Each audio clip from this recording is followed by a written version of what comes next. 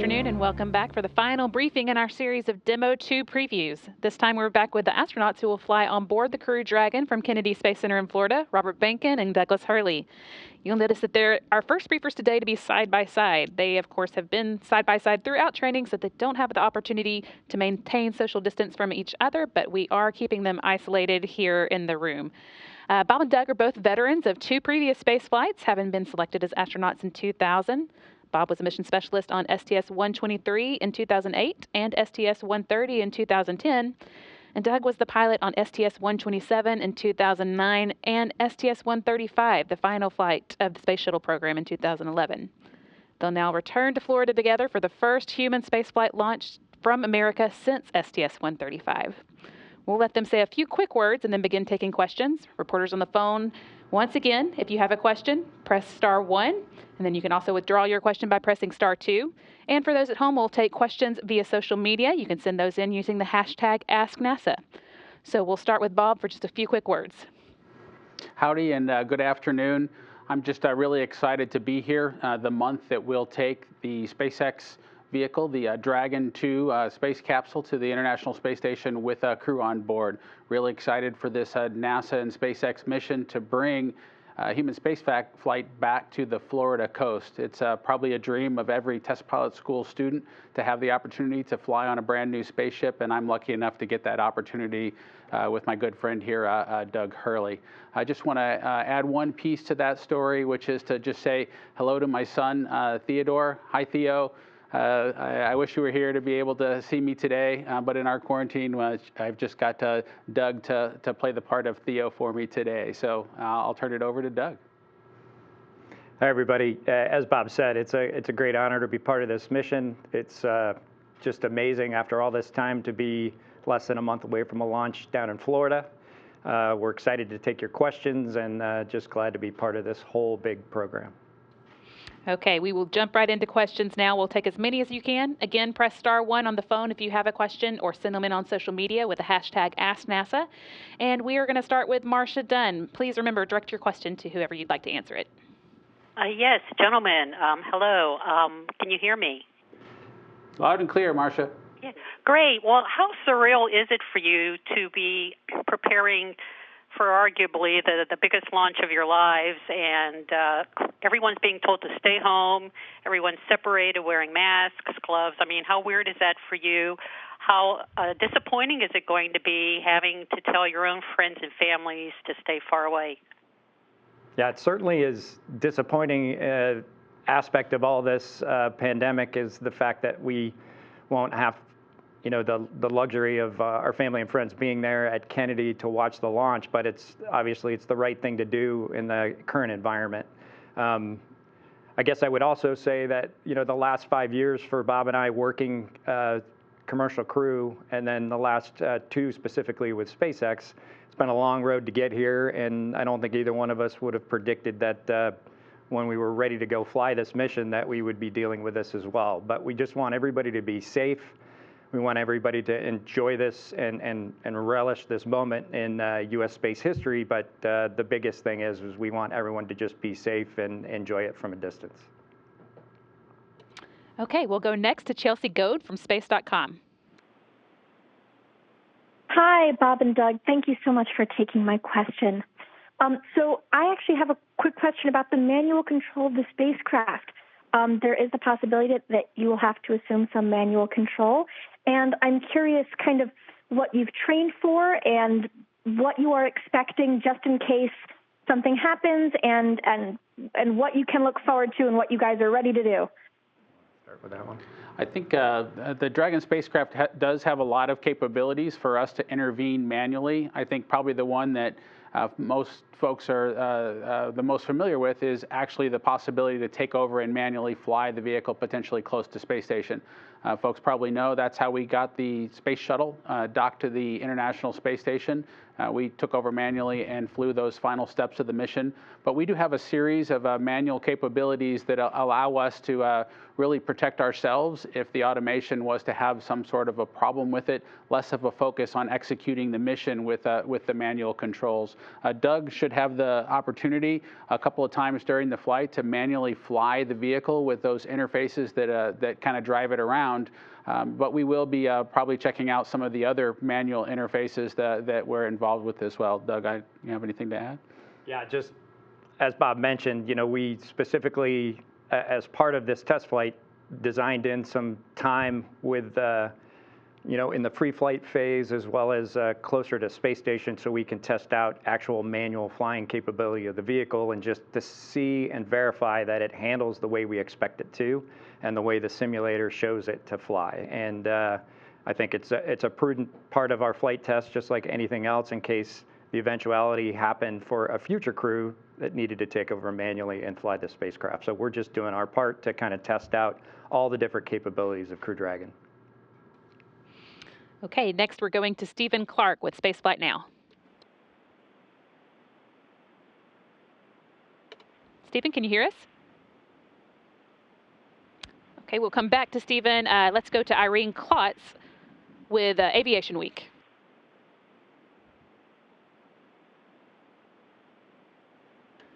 Okay, we may need to give the telecon system a little time to catch up. Instead, we'll take a question from Twitter. This is from Manish on Twitter asking, what is your advice to those who look up to you and want to follow in your footsteps? What's the best way to get there? I think both Doug and I and most of the astronauts would give similar advice, which is do your best at all the work that's in front of you, whether it's studying at school or the career that you choose. You really need to focus on doing well at those things, and at the same time finding some part of school that you really have a passion for and enjoy. The same for a job when the time comes to take one. You definitely do your best when you find something that you have a passion about. And luckily for me, I was able to find something in science and something in math that I had a passion for, and that allowed me to really enjoy spending more time at those sorts of things. And so finding that passion and then pursuing it. I think if you go down the path of trying to look at what an astronaut does and just do those specific things, and you don't find something that you have a passion and enjoy, it'll be really tough to do a good job and dedicate the years, the decades in many folks' cases, to being successful and becoming an astronaut at those things, unless you find that spark that really makes you happy while you're doing those things. Let's give the telecon system another try. How about Stephen Clark?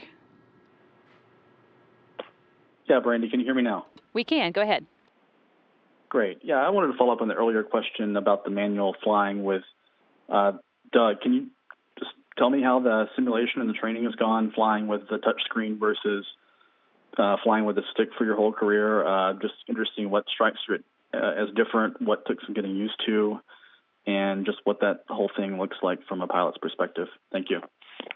Yeah, it's a great question. I think it was probably on the order of at least 5 or 6 years ago when we went out to SpaceX and evaluated a bunch of different control mechanisms for the vehicle, and they were kind of looking at every which way of flying the vehicle.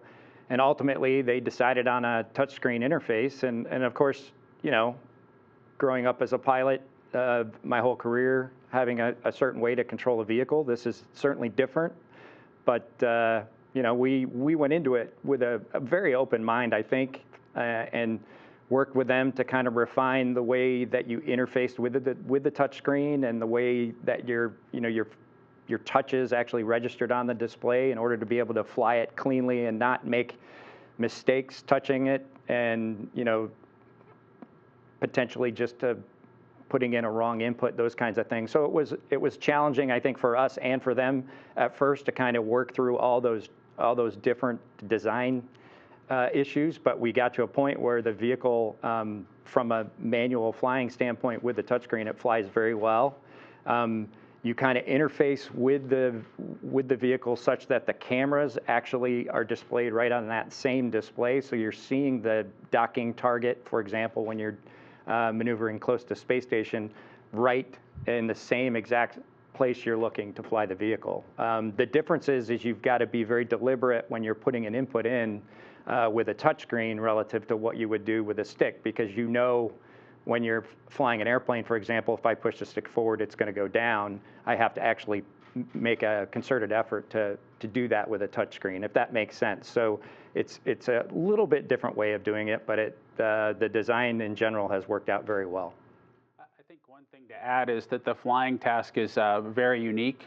The docking task to come close to space station and fly in proximity and then slowly come into contact is maybe a little bit different than what you would see for flying a space shuttle or flying an aircraft. And so when we evaluated the touchscreen interface, we really did focus on the task at hand and trying to get to, a good performance for that specific task. I don't think I'm going too far out on a limb to say that the right answer for all flying is to not switch to a touchscreen necessarily, but for the tasks that we have and the capabilities to kind of keep ourselves safe flying close to the International Space Station, the touchscreen is going to provide us that capability just fine. It just might not be the same thing you'd want to use if you were suited up and trying to fly an entry or an ascent, for example, like we could do with the space shuttle. Okay, now we will try Irene Klotz again from Aviation Week. Hi, can you hear me? Yes, go ahead. Great. Bob, I'm wondering if you could please give us a preview of launch day from your perspective, starting from when you arrive at the pad about 3 hours before liftoff. And also, although the issue about fueling once you guys are aboard has been well vetted, do you think that's going to be a particularly tense time for you guys? Thanks. Sure. I think our timeline is pretty well established. Once we arrive at the pad, Doug and I will take a chance to look around at the pad surface, much like we did in Space Shuttle days, make our way to the crew access level, the crew access arm. There is a telephone up there that will likely reach out to a family member from that telephone and make a call to let them know that we're on the pad and ready to launch in space. Hopefully, we get a person and not an answering machine when we make that call. We'll climb into the vehicle, and then with the assistance of the SpaceX suit techs, we'll get all strapped in and do our initial comm checks with the folks both in Hawthorne and the Launch Control Center at Kennedy Space Center as well. After that's complete, there'll be a series of closeouts that team needs to do, and from our perspective, we'll be taking over the ship. That's when Doug and I will really be in charge of what's going on inside of there, and we'll proceed with operations. At about 45 minutes prior, we'll arm what's called the launch escape system so that fueling operation can begin.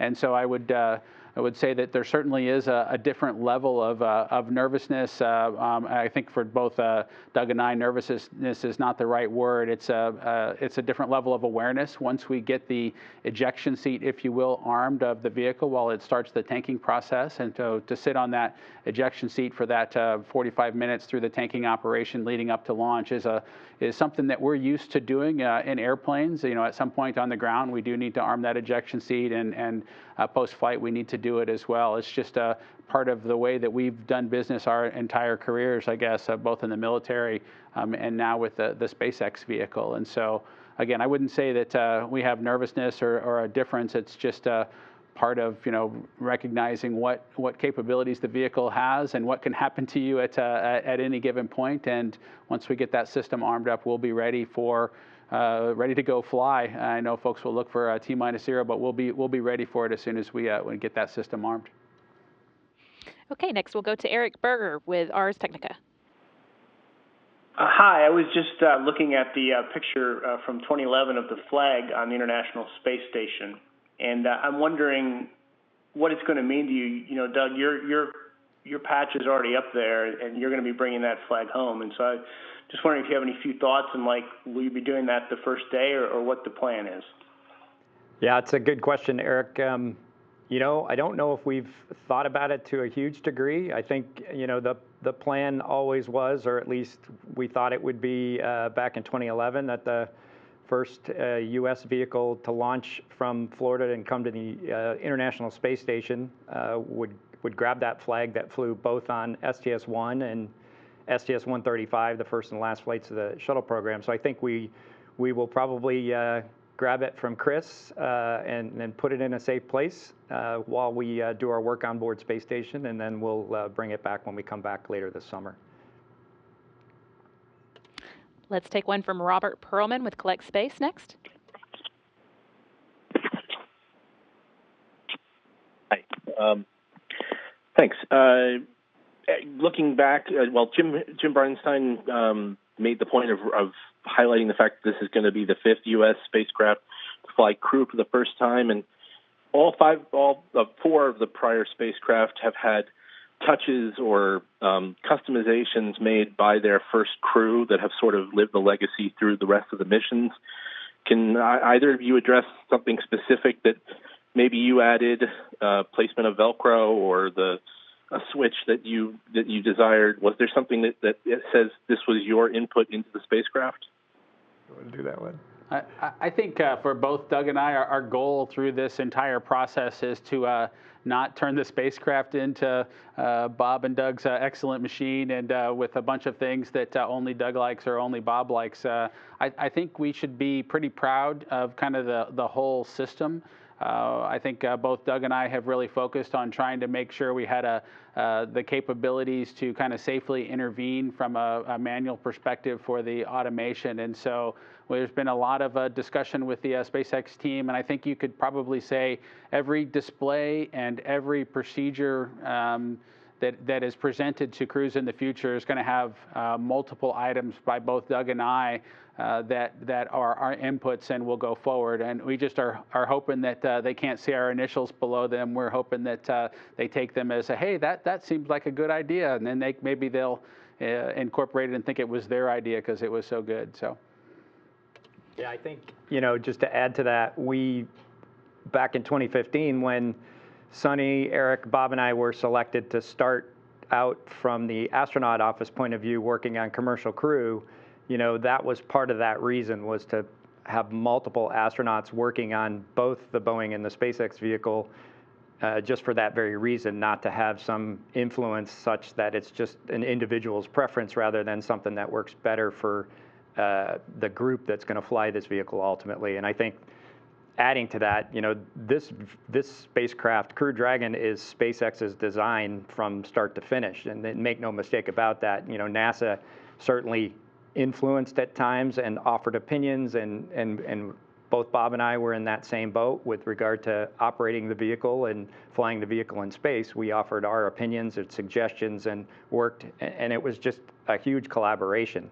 Now, I will say this, that there probably are a few pieces of Velcro in our spacecraft that we're going to fly that we put there and we'll use, and maybe future crews with their Dragons will, use a little bit different Velcro scheme. But Bob and I are a little bit old school in that respect, and so there is a little bit of Velcro, hopefully nothing that takes away from how good the vehicle looks. If you get a chance, I would encourage you to ask that question of folks that maybe don't have the same blind spots that Doug and I. So, reaching out to the Mikes or to Laura or the rest of the team out there at SpaceX, Chad, the suit guys with Chris and Eric and that crowd, Maria, just to see what we insisted on that they could attribute to one of us and kind of go forward with. I think we've lost track of whose good idea was what, because we've tried to, if Doug said something good, I've tried to echo it so that we could, really get a consensus on what we were going to get built going forward. But those guys might be able to point out which things really are attributable to either one of us or any of us. Next, we'll take a question from Lauren Grush with The Verge.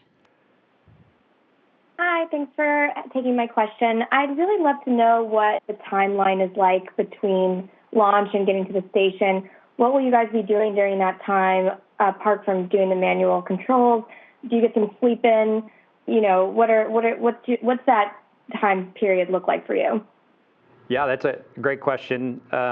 I think currently, if we launch on time on the 27th, we'll dock the next morning sometime Eastern time with space station, and it's on the order of 15 hours, I believe, and or maybe a little bit more. But anyway, we launch, we get to orbit, we do what we call activation, which is kind of getting the vehicle ready for orbital ops. We'll do some other housekeeping type things within the vehicle. We'll get out of our suits, maybe get something to eat, work our way through that evening, and then we will have a sleep period on board. The next morning is, wake up, go through the process there of getting the vehicle ready for rendezvous, getting back into our suits, doing leak checks in our suits, and then ultimately flying the rendezvous profile. We will do some manual flying both in the far field, which is early after we launch, and then we'll do some manual flying once we get closer to space station as part of our flight test. I think we talked about that before. And then ultimately docking mid-morning on the 28th. Along those lines, we have a question from Twitter coming in from Human, who is wanting to know what you will eat in the Crew Dragon during ascent and descent. Inside the Crew Dragon, what we'll have to eat is very similar to the crew on board the International Space Station. We do have some limitations. We don't have an oven, and we don't have a way to add water really to the food that we have, so we won't have any rehydrated food. So, for a Marine and an Air Force guy who grew up with a Marine father, we'll be eating the MREs, and it'll be just like our childhood probably, or earlier in our career. So we're really just going to eat the thermal stabilized sorts of foods, and hoping that we still get a reprieve and they figure out a way to put coffee on board the vehicle. But as of now, we'll have water and those MREs to eat. That sounds luxurious. Yeah. One more from Twitter. This one coming in from our SpaceX. How would you compare your excitement and anticipation prior to this flight to your first shuttle flight?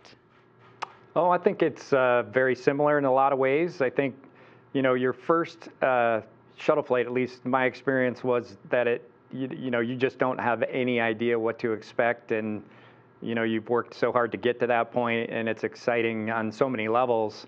I think this is a little bit more measured in a lot of ways because, one, we've been to space before, but we've also worked a very, very long time in this collaboration with SpaceX to get to the launch pad, one, and then the other thing is you just want to be methodical about everything you do because this is a first flight of the vehicle, and we just want to make sure we've chased down everything we need to. And along with the rest of the teams, both here at NASA and at SpaceX, to make sure everything's going to go the way we need it to go. I think for both Doug and I, with our careers, with shuttles launching off the Florida coast, that's probably the thing that's very different from a mission perspective. When we launched on our first flight, it was kind of routine to fly from the Florida coast. That was the normal thing. That's what we grew up. Went through school, went through college, went through the early parts of our military careers, seeing that as a normal thing. Now to get the chance to bring it back to the Florida coast and to have it be not our first mission, I think we have a different perspective of the importance of coming to Florida, launching again on an American rocket from the Florida coast, and generations of people who maybe didn't get a chance to see a space shuttle launch, getting a chance again to see human spaceflight in our own backyard, if you will, is pretty exciting to be a part of. I think that's the thing that's most exciting for me, as well as on my first flight, I was I didn't have a small child, I didn't have a son, and so I'm really excited to share the mission with him and have him have a chance to be old enough at 6 to see it and share it with me when I get home and while I'm on orbit. Absolutely. Next, we'll take a question on the phone bridge from Gina Sinceri with ABC. Hey guys, so we're celebrating the 50th anniversary of Apollo this year, and that was a capsule, as you know. And once again, you're flying in a capsule. Would either of you like to talk about the significance of this design that's come around again? As far as the capsule design, Gina, yeah, you were a little bit quiet there for us, but I think you were asking just from the evolutionary standpoint of flying shuttle for 30 years and now going back to a capsule, which is what we flew previously. And I think, from our perspective, a capsule design is a pretty tried and true design. It's a pretty safe design. It gives us abort capability from the pad all the way up into space, which the space shuttle, I think, has been well publicized, didn't have that capability in all phases. So I think from that perspective, it's a good thing. It's a reliable design.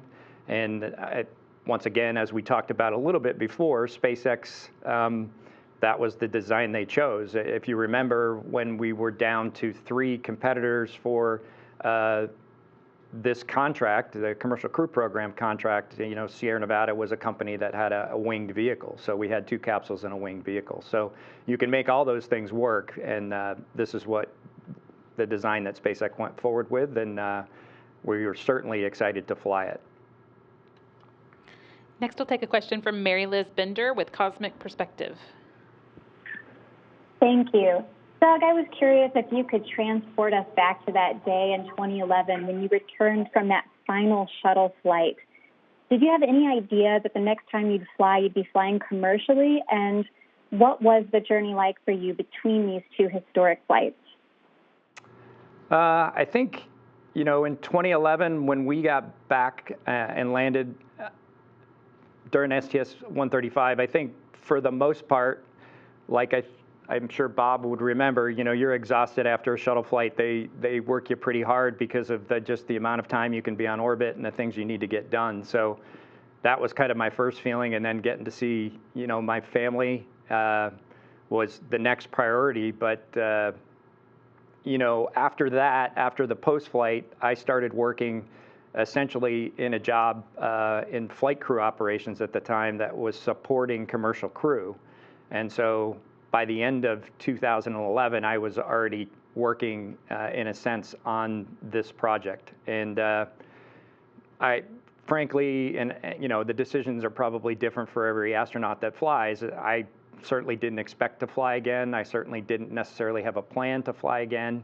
And if I did, it would, have had to have been a case where somebody would have wanted me to, as well as if it was the right decision for me personally and our family. And it just evolved from there. And it was about probably 5 years ago when the 4 of us were selected for the commercial crew cadre that, I was asked that question if I wanted to fly again, and if so, on a commercial vehicle. And at that point, I thought that was probably an exciting thing to do and the right thing to do at that point. And here we are. So I think it's been a long 8.5 or 9 years in a lot of ways for the folks that have worked on this program, and then the fact that we didn't have capability to go to space station from the United States. And so, once again, I think Bob and I are very humbled to be in this position in order to do that soon. Our next question is from Ivan Carone with AFP. Thank you very much. Can you talk a bit more about how different you think it's going to feel to fly the Crew Dragon compared to the Space Shuttle? And I think Apollo was very noisy inside. Do you know if Dragon will be more quiet for you to sleep? I think our expectation is that, based on our shuttle experience, the first stage was pretty rough and rumbly as well from a noise perspective. We expect Dragon to kind of be a little bit of both. We expect it to be smoother, but we also expect it to be louder from that initial portion of the launch. They did some great work during the Demo-1 mission to include some audio sensors inside the vehicle.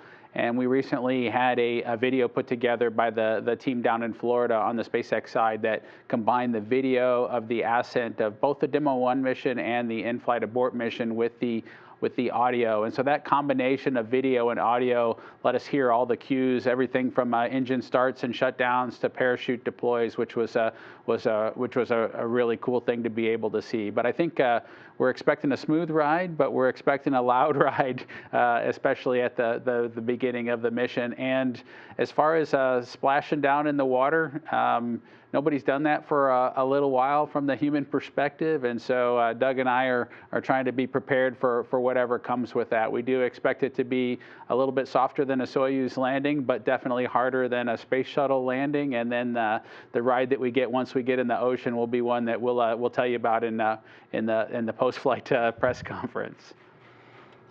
Can't wait to hear about it. Next, we'll take one from Nell Greenfield with NPR. Yeah, hi. So it's been a while since there's been a first flight of a vehicle.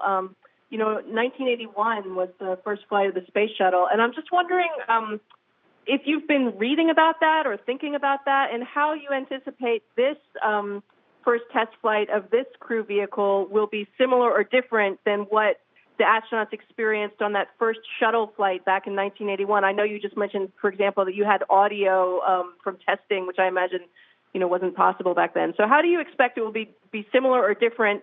And then have you also been sort of reading about that and thinking about that past event in terms of, your place in history with this one? Well, I don't necessarily think Bob or I have looked at it from maybe a historic perspective just because of all the other things we've needed to focus on. But we certainly, remember that. We've interacted with both John Young when he was alive. He was here in the astronaut office for many years, even after we first were selected. So we got to spend a lot of time with John, and we both know Bob Crippen as well. And a few years ago, I saw Bob at an event up in Austin and talked to him about that specific event. And he passed on the things that probably didn't surprise me. Both Bob and I have the background in flight tests, so we've kind of been through some of these initial flights or early flights of aircraft. And this was similar, albeit on a bigger scale, and maybe from a complexity standpoint, more complex. But I think those things are similar.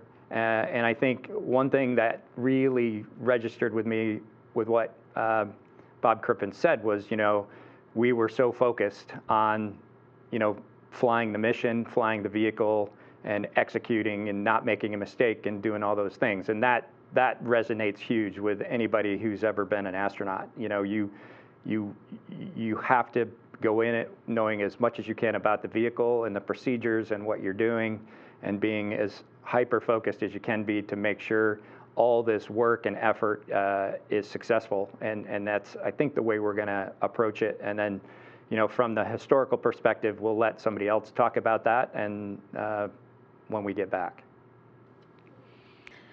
Now we'll take a question from Paul Brinkman with UPI. Hi. Bob, you had talked about, you mentioned not being able to see your son in the lead up to this. So I realize you may have anticipated this, but I'd like to hear what your reaction was, and maybe your families, if you care to share, when the duration of the mission was extended officially, and also what activities on the station you're looking forward to doing. Well, I think that just to be clear, we do have access to our families at this point, but just in the room today, with being everybody in quarantine, we didn't bring our families in, although we probably could have, based on them being in the same quarantine that we are effectively.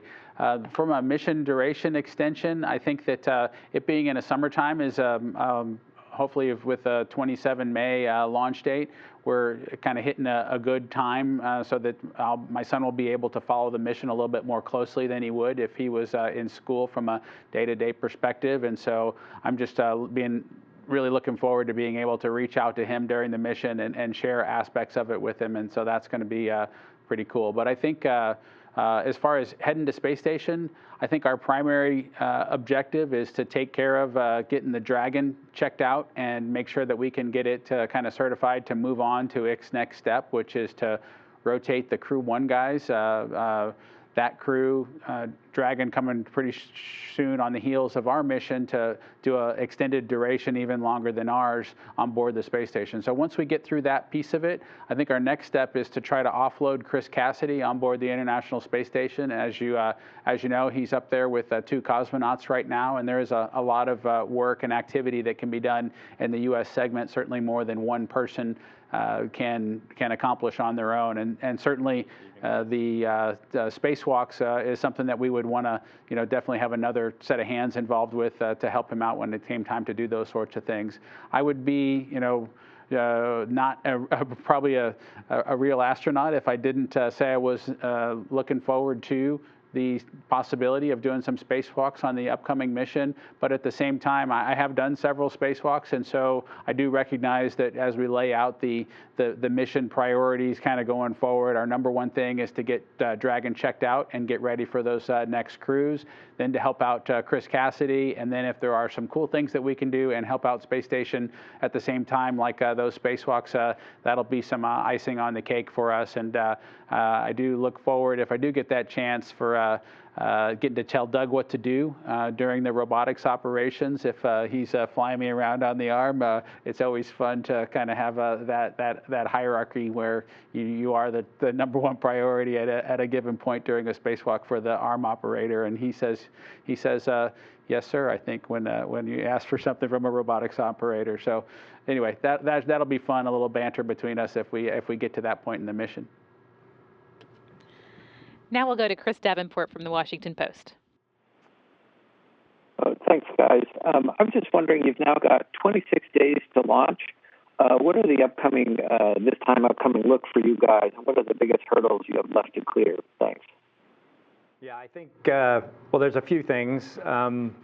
This is officially our last full week of actual training, and that's a little bit of a misnomer in that we have a couple days worth of training next week, and then we start a quarantine process, which escalates as we get closer to launch. And we also get some off time to kind of get everything in our lives sort of squared away, since we've been, busy getting ready for this flight, and we're likely to be in space for a few months. So, as that goes along, we have a few more sims with SpaceX. We'll have some proficiency sims later on before we go down to Kennedy, and then we'll go down to Kennedy around 6 or 7 days before launch, and then spend the rest of the time down there prepping from that location in the astronaut crew quarters down there. So outside of our little world, which is exactly that, it's only one small portion of this whole big effort to get us launched, is they've are trying to do the last of the parachute testing today. I don't know whether they've completed it yet, as it was hadn't started quite when we started this press conference. And then there's a bunch of other agency level reviews within NASA, the Commercial Crew Program, and SpaceX as we lead up to the flight readiness review, which will be later on this month. Let's take one now from Bill Harwood. Bill Harwood with CBS. Yeah, thank you very much. Can you hear me? Yes, sir. Double checking you can hear me? We can. Thanks. Hey, for either one of you, or maybe both, you guys spent a lot of time back in the day practicing for shuttle aborts and paying attention to launch day weather, and your flight path and trajectory on the Crew Dragon flight, really you've got abort possibilities all the way up the East Coast, obviously. And I'm just wondering, given the sea states and wind conditions and what the capsule can stand up to, I'm wondering, can you give us any sense of what all has to fit together for you to get clearance to launch? I mean, it strikes me that getting all that stuff to line up with safe landing conditions might make it pretty darn difficult to get off the pad. So how do you view that, and how do you view the possibility of sitting in that capsule for many hours up the coast if it came down to that before a rescue team could get to you? Sorry for the long-winded question. Thanks. No, I think, Bill, you bring up a good point in terms of how that weather story is going to come together. Doug and I were down here in Houston or in Florida watching a lot of space shuttle missions try to get off the ground, and there were a lot of weather constraints both where the shuttle was. I've seen it scrubbed because of a hurricane headed to Houston, for example, and we had to hunker down from a control room perspective. We've seen it scrubbed because of the rain in Spain as well. And so that story, as it comes together, I know there'll be a lot of management team members, Steve Stitch and the FOD team as well, kind of having those discussions with the SpaceX team as we move forward. Our job is to really be ready when they do send us, and to know what our options are once we are in orbit to where there is good weather that we can get to and bring that capsule home should that become necessary. And so we've thought a lot about that and how we get that information transferred to us, and We do know that that 3 guys will be coming to get us as quick as they can, and we have some insight into what their response times will be as we choose whether it's escape locations going uphill or once we are in orbit and need to choose the best place on the Earth's surface to come back to. And so we'll just be balancing all those things, trying to minimize that part that you alluded to, which is how long we'll be in the water if we did need to get picked up at some point besides a supported landing site. I'm going to take one from Twitter for a moment. This one is coming from Mary. She's asking what the process of suiting up in the SpaceX suits is like, and if you can compare it to the shuttle and even maybe the Soyuz suits. Yeah, that's a good question, Mary. From a suit-up perspective, it's similar in a lot of ways that we did in shuttle, in that it's the same exact suit room. It's been modified, obviously, to accommodate the SpaceX suits, but it's a similar process. You know, we'll get up in that the day of launch, and we'll go through some pre-flight briefings, a weather briefing, and then we'll get handed off to the SpaceX folks in the suit room, and we'll get our suits on. We'll do a leak check and a pressure check. We'll check the communication system within the suit, and we've got enough time in the timeline in order to troubleshoot any issues that we might have. And then, very much like we did with shuttle, we'll walk down the hallway, get in the elevator, go downstairs, and do our walkout, get in vehicles, and head to the pad. Obviously, this suit is significantly different than the suit we wore on shuttle. I was fitted for a Sokol suit, a Soyuz suit, for a possible return on Soyuz if there was an issue with 135, but I never actually went through the entire suit-up process like they do in Soyuz. But it's similar in that they check the suits for leaks, they check the comm system, and they just want to make sure everything is good to go before you head out to the pad. Another one from Twitter, this one coming from Nate. He's asking if you can pinpoint what you're looking forward to most about the mission. For me, I'm looking forward to most flying again off the Florida coast. It'll be Pad 39 Alpha, like the one I launched on most recently, and so that's a pretty cool thing to get to do again if you get the opportunity. And going back to the phone, we'll take one from Andrea Leinfelder from the Houston Chronicle. Hi, this question is for Doug. I was hoping you could elaborate a little more on how it feels to be on both the last mission and then the first one. I know you said your decision was it was the right thing to do to be on this mission, but I was hoping you could elaborate a little more on just the emotions of it. Thank you. Yeah, I do think it's people are making a bit of a deal about it, and I certainly get that, but I think we as astronauts, you cherish every flight assignment if you want to continue to fly in space, and I think that's the case with this one, and certainly it is unique, and it's the next one from a United States perspective since STS-135. So I think, I try not to think about it too much because it's while it's important, I think to some degree, it's certainly not the focus of this mission. But, I'm excited to be a part of the mission. I'm excited that I was part of STS-135. I worked very hard to be an astronaut, just like every other astronaut that's ever been here, like, my friend Bob sitting here. And, it worked out that way. And in a lot of ways, it just worked out that way. And, but obviously, you got to work to get into a position to be selected. So I think in general, it's well past time to be launching an American rocket from the Florida coast to the International Space Station, and I am certainly honored to be part of it. Okay, now we'll hear from Russell Pounds with Pacific Rim Media. Good morning. Great to talk to you today. My question is, what is the aha moment for students or maybe the general business community when thinking about the value of going to the space station?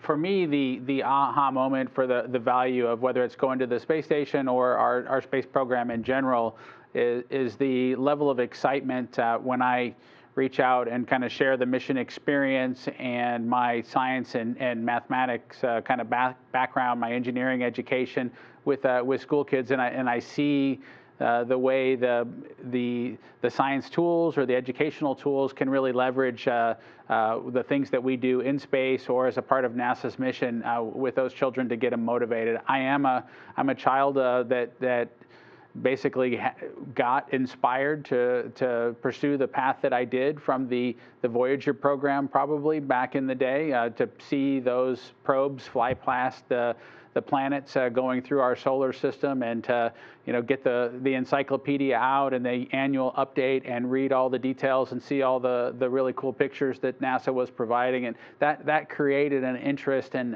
science and engineering for me. And when I present my experience and I present what we do on board the International Space Station or talk about a spacewalk to school kids around the country, around the world, I see that spark get generated as well. And so to me, that's the aha moment to recognize that it is all worth it.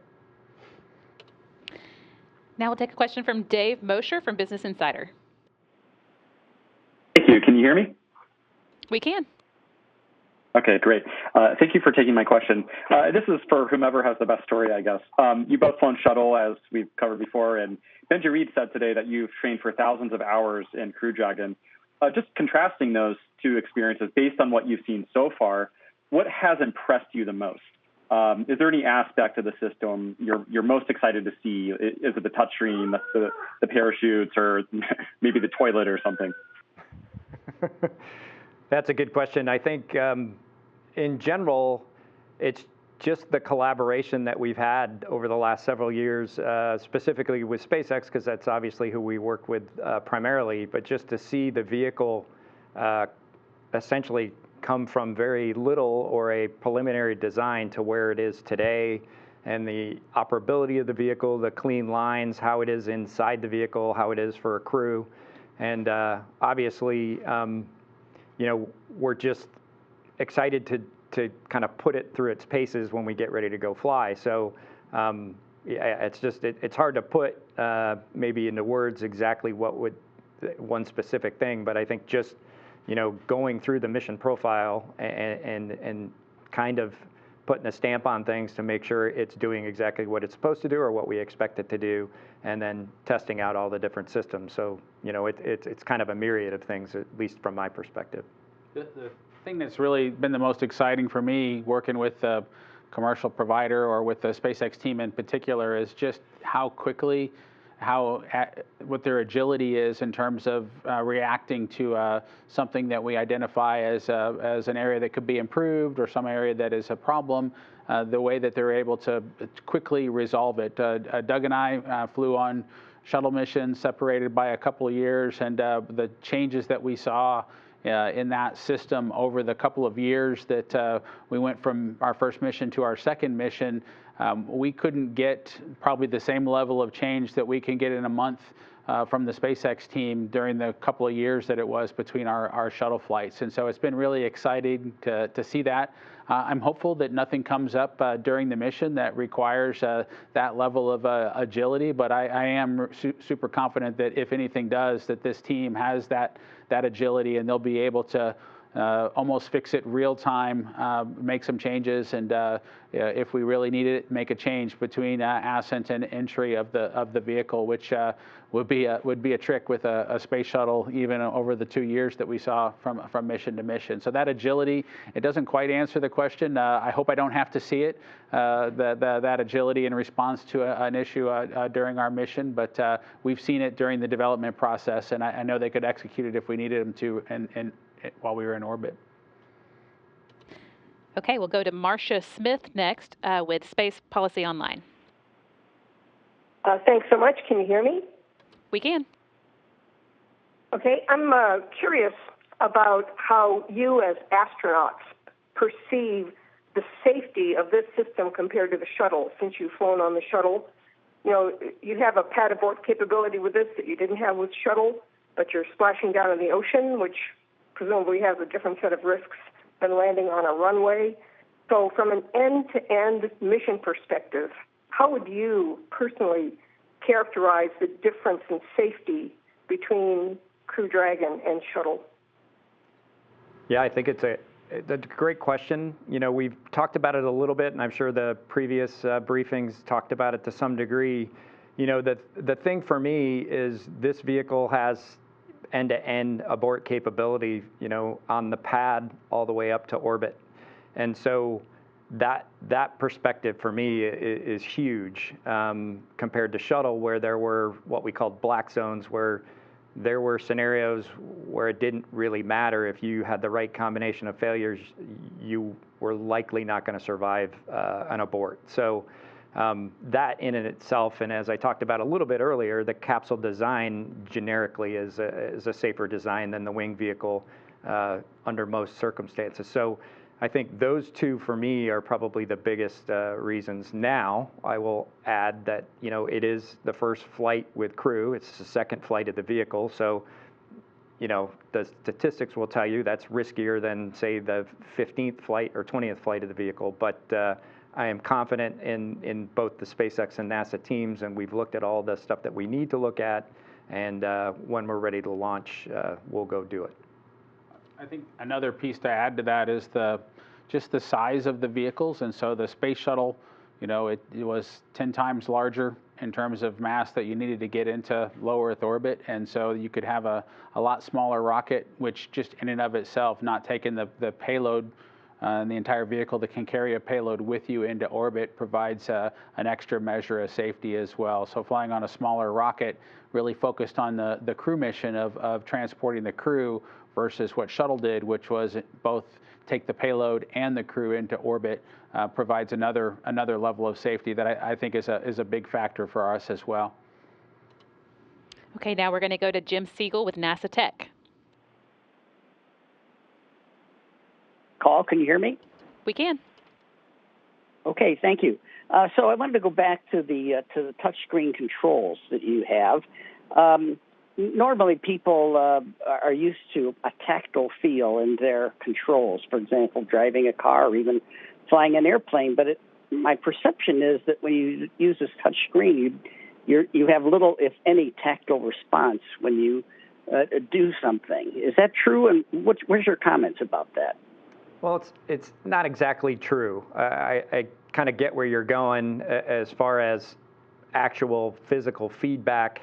You certainly don't get that from the touchscreen, but what you do get is you get an indication of where you touched, and it highlights, and that's part of the process of flying the vehicle manually is you're going through that to ensure that, okay, I touched that button, which makes the vehicle go up, and I got the return flash that's what the vehicle recognized as my input. And so it obviously is a little bit different than what we're used to traditionally. And so from a training perspective, did it take a little more time to get used to that way of flying a vehicle? Certainly. But it wasn't anything that became completely objectionable or was extremely difficult to do, especially given, as Bob mentioned earlier, the type of mission that we're trying to do manually, which is potentially finish off a docking sequence or an approach and docking sequence that we couldn't do from an automated perspective. And so in that particular mission event, you know, it is much more than adequate to accomplish the mission. And that's kind of why we were in the loop for all that testing to start with, is, you know, can we do this? Can we accomplish this with this type of control scheme? And the answer is yes. And we'll test it again on orbit for real. Now we'll go to Kenneth Chang from the New York Times. Hi, this is for Doug, another STS-135 question. You'll be walking out to the same launch pad again, 39A, but everything's changed. I was wondering if you could talk a little bit about how NASA's changed and how life as an astronaut has changed over the last 9 years. Yeah, that's a great question. It's been you know, there have been definite phases of how not only the astronaut office, but each one of us individually that have been there since the end of the shuttle program to now, and just how the agency has adjusted to this new type of, you know, contract and the way we're going to fly these vehicles and letting the private companies build them. It's all kind of a little bit different, and so it's been kind of one step at a time over the last 8.5, 9 years in that regard. The plan was actually set in motion prior to even the last shuttle flight going up. So, yeah, it's been interesting because I think, you know, as you might expect, and I saw it during the post-flight of STS-135. It's just like, you know, we would be asked questions along the lines of, well, the space program's over because the shuttle's not flying, and that certainly was not the case. We've had people on board the International Space Station since the fall of 2000, and we continued to fly to the space station on Soyuz vehicles. And so part of it was just a lack of understanding, you know, by the public as far as what we were continuing to do as an agency, but it was also the time it took to develop new vehicles in order to take their place, take the shuttle's place to get folks to and from the International Space Station from the United States. So, you know, we just worked through that process. We saw the astronaut office kind of reduce itself in size over those years. We saw the changes brought on board with our folks exclusively flying on Soyuz and the amount of training and the time that they had to travel overseas for that training, since we were flying on Russian rockets. And then the development of both the Starliner and the Crew Dragon systems to you know, get us to the point where we're at now, where we're getting ready to fly back to space station from Florida. So, you know, it's been a long process in a lot of ways, but in many ways, to develop a spacecraft in that amount of time is really not that long. It's a lot of work, and it does take time to make sure the system is exactly the way you need it to be in order to do the mission. Take one now from Sean Costello with Spaceflight Insider. Thank you. Question for each of you. Bob, first, if you don't mind, can you speak to the in-person training that has been undertaken, certainly internationally speaking, on the extension of your flight plan? So now that you'll be on space station, as far as robotics, have you been able to travel to? Have you needed to travel to the Canadian Space Agency for a refresher? Can you speak to your training on that, please? Well, one of the challenges that we faced is how close to our launch date. The decision was made to extend our mission. Luckily, based on our previous shuttle flights, both Doug and I have a pretty extensive experience, both with the international partners and, of course, with the space station systems. And so whether it's Doug and his experience with putting together and operating the Japanese robotic arm. They're not planning to ask us to do this during the mission, but we're familiar with that hardware. Our shuttle missions took up a lot of it and assembled it, in my case, the SPDM Dexter on board the International Space Station. So I had previously gone to Canada for that training when we built that.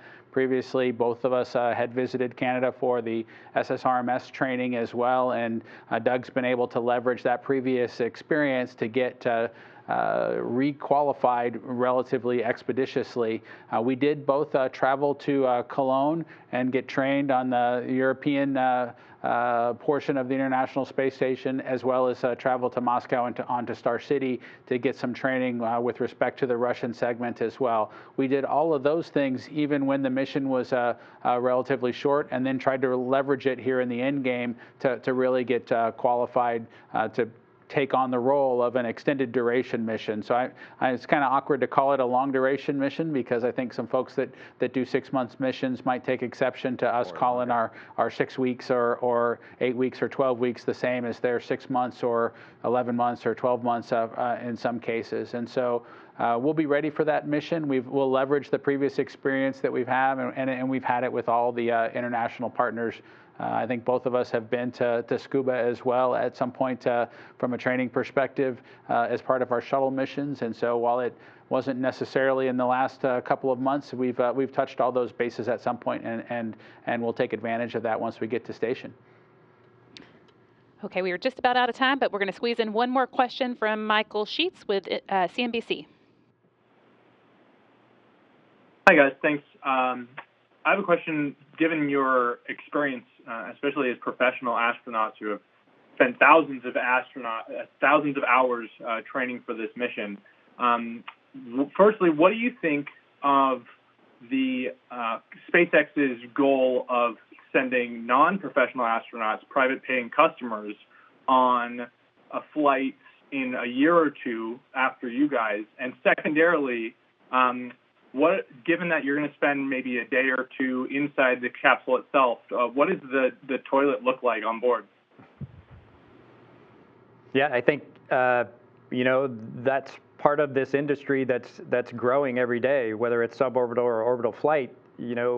Trying to get more people into space and access to space, and I think it's amazing. Everybody, when they come back from a mission, just that look out the window alone is worth going in a lot of people's minds. And I just think it's what we want to have happen is the access, especially to low Earth orbit, needs to get greater and less expensive. And I think this is kind of part of that exercise. And as far as your second question, the toilet, we'll let you know how it works out. They have one. We'll try it out, and we'll let you know when we get back.